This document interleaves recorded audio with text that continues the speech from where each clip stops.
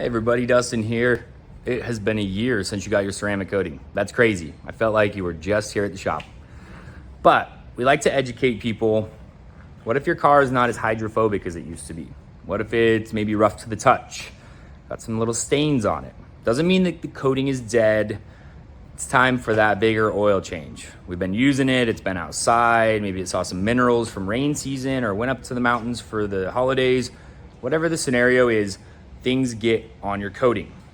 Things will kind of impact the performance.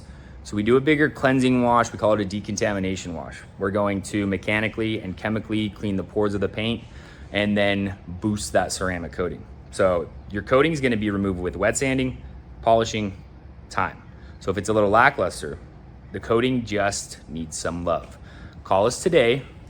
We can educate you some more on a Decon video process. We can educate you more on what we're gonna do and why that maybe is happening. But education's key, maintenance is key. Call us today. Can't wait to give your car a little bit more OCD TLC.